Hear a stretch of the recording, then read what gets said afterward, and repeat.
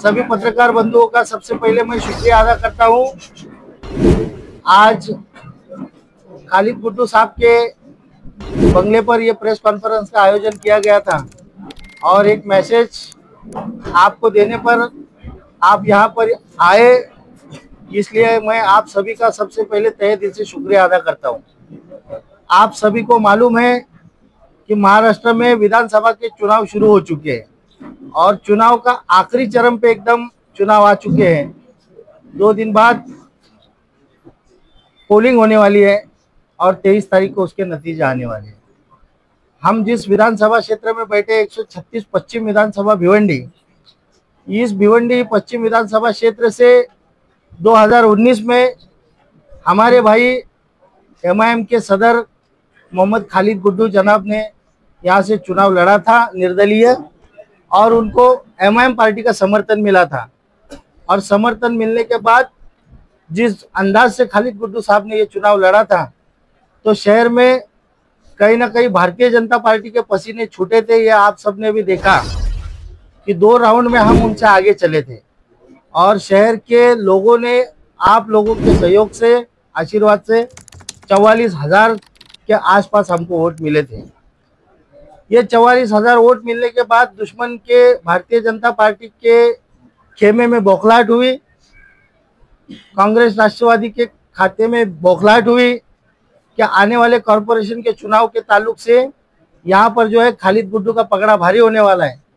इसलिए सियासी साजिश रची गई और इस साजिश के तहत उन्होंने उनके ऊपर अलग अलग मुकदमे दर्ज किए गए और उन मुकदमों के ताल्लुक से उनको पिछले 4 साल 3 महीने से वो जेल के सलाखों के पीछे है।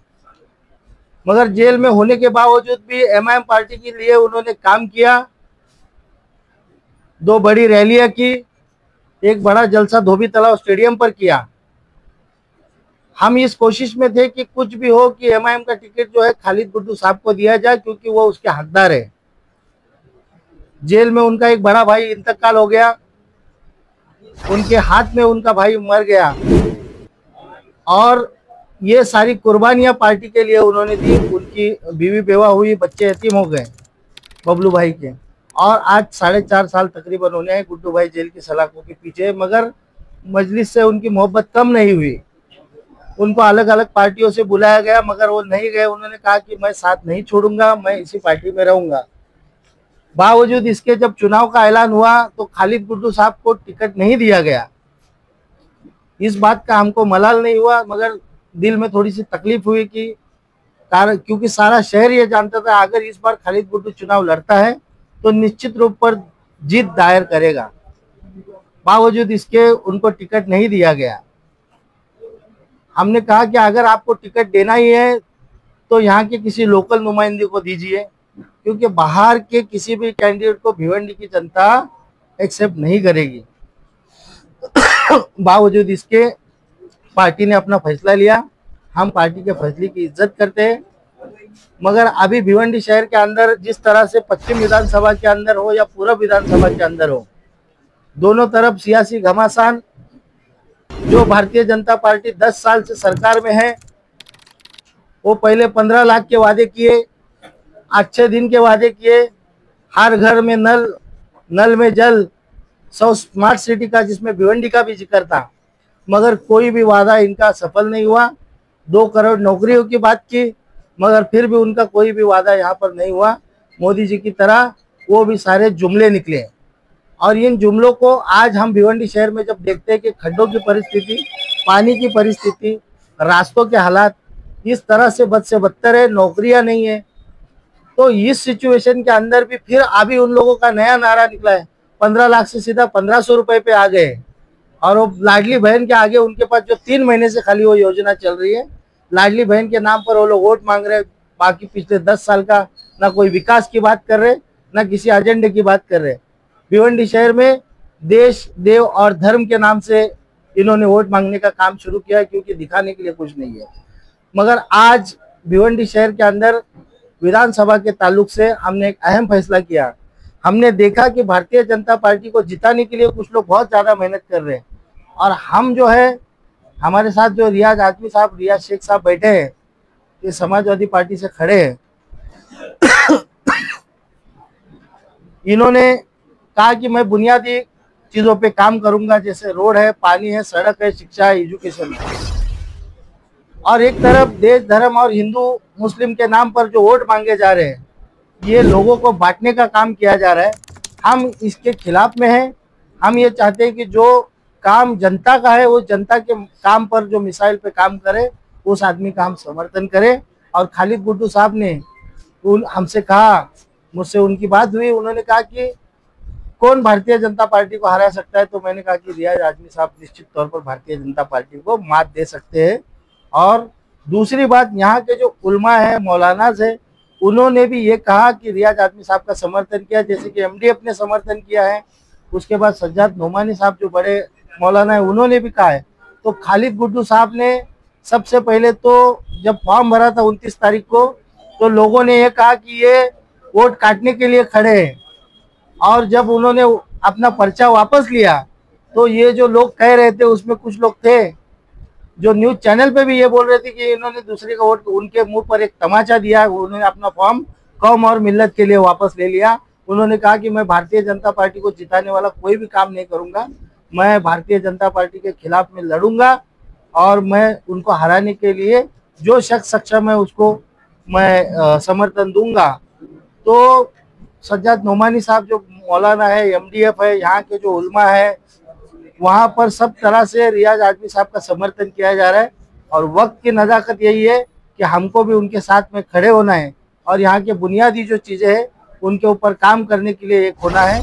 इसलिए आज मैं जनरल सेक्रेटरी एडवोकेट अमोल कामले, साथ ही साथ गुड्डू भाई के छोटे भाई युवा नेता शेरू शेख साहब है, यहाँ पर ताहिर भाई है, हमारे प्रवक्ता है, अनवर भाई है, निसार मास्टर है और दीगर लोग हैं, सिराज भाई है।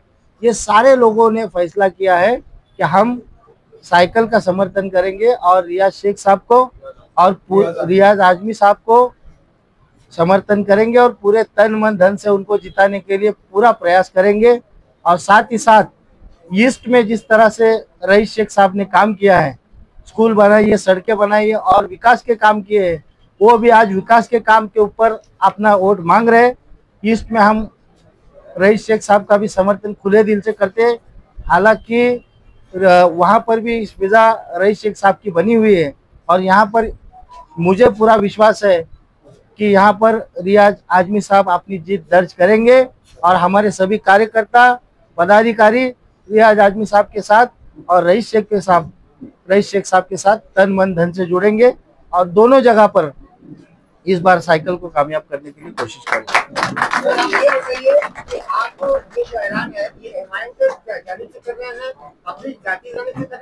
समाजवादी में शामिल होकर, देखिए, सबसे पहले एक बात है कि समाजवादी में शामिल हो अभी हम हुए नहीं हैं। पहली बात को मैं क्लियर कर देता चाहता हूँ।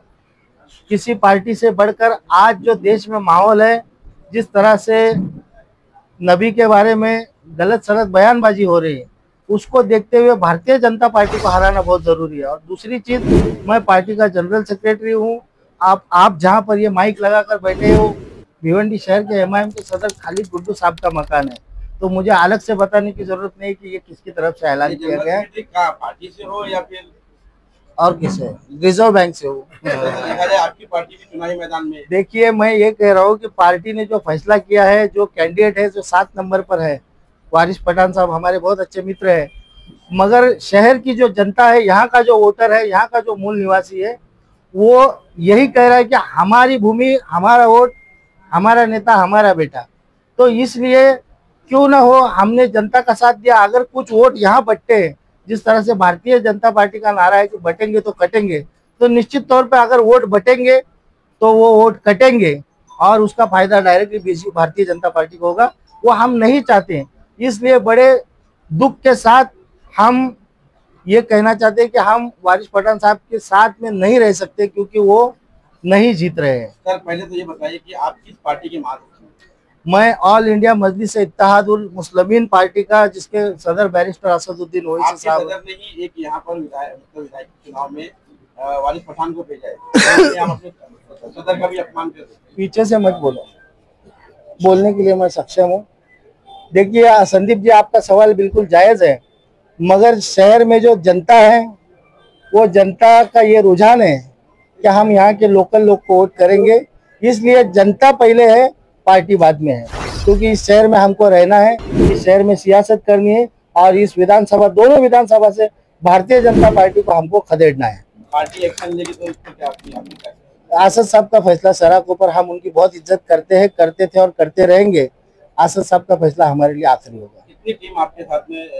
आप पीछे कैमरा घुमा के देख सकते हैं कितने लोग हैं। ये तो सिर्फ आपको जैसे बताया गया सुबह, उसी तरह से सबको सुबह बुलाया गया है।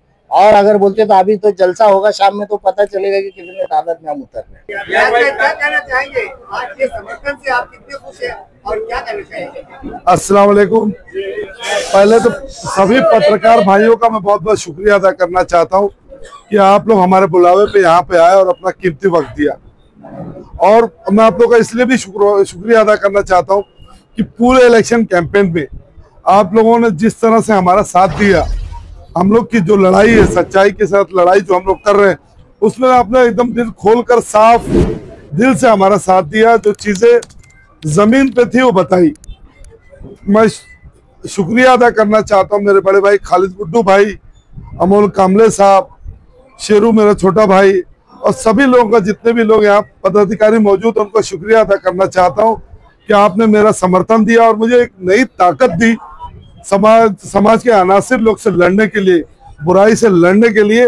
जो लोग बीजेपी का साथ दे रहे हैं, बीजेपी को जिताने के लिए जो लोग साथ दे रहे हैं, उनके खिलाफ लड़ाई में हम मेरी मदद की, उसकी सभी लोगों का मैं बहुत बहुत शुक्रिया अदा करना चाहता हूँ।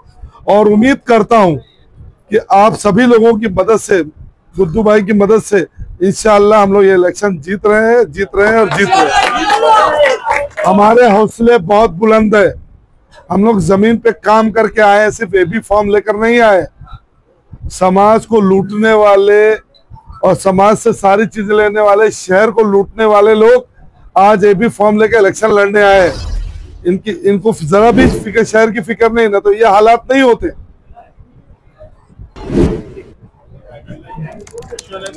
क्वेश्चन और आपको ये बता देता हूँ, ये समर्थन लेने और देने में, समझाने में बाबा भाई, हमारे बाबा बाउद्दीन भाई का बहुत बड़ा रोल रहा है गुड्डू भाई को कन्विंस करने में। मैं सबसे पहले शुक्रिया अदा करना चाहता हूँ कि आपने हमारे एक बोलने पे आप सभी लोग हमारे साथ हैं।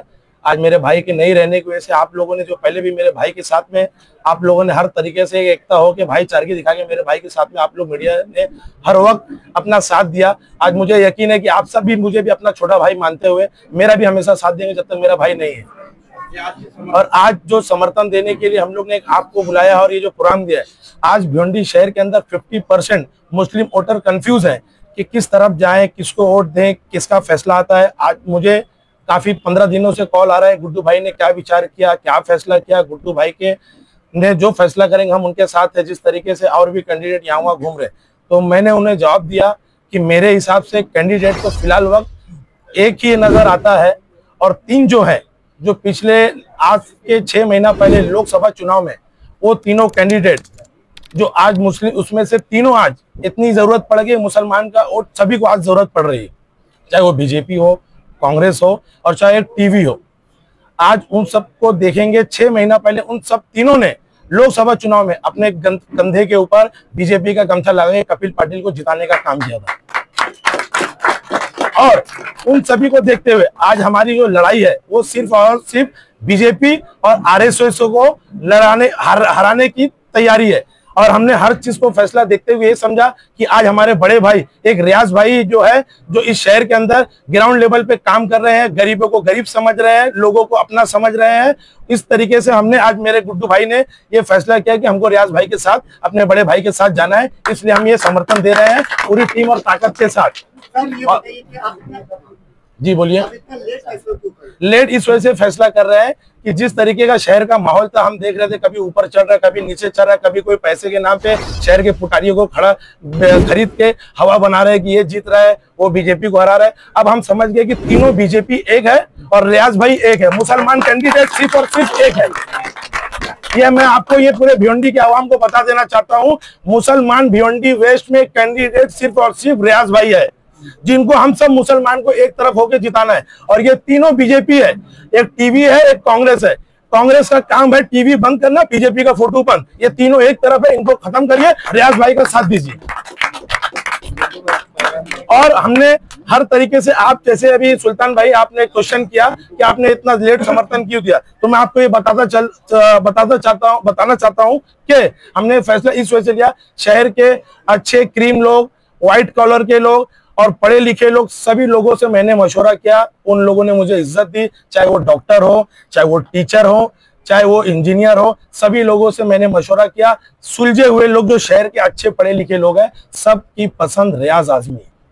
उस फैसले को मैंने सबको बात को रखते हुए आज हम लोग ने ये फैसला किया कि हम रियाज भाई अपने बड़े भाई के साथ में हैं। और इंशाल्लाह आज बोल रहे हैं, आज शाम से आपको शहर के अंदर बदलाव दिखेगा, मुसलमान एक तरफ दिखेगा और सब निशानी बंद होगी और 20 तारीख को सिर्फ और सिर्फ इस शहर के अंदर साइकिल चलेगी। और मेरे भाई का एक शायर है, वो बोल के मैं आपके सामने पैगाम दिया है, और एक शायर दिया है, जो कुछ सियासी लोग जो उनको डिस्टर्ब करते हैं, कुछ चुनिंदा ही लोग हैं जो परेशान करते हैं, उनके लिए मैं एक शायरी कहना चाहता हूं। अकेला हूं निकत्ता हूं फरेद हो तुम, अकेला हूं नियत्ता हूं फरेद हो तुम, हमारे आने तक रुके रहना अगर मर्द हो तुम।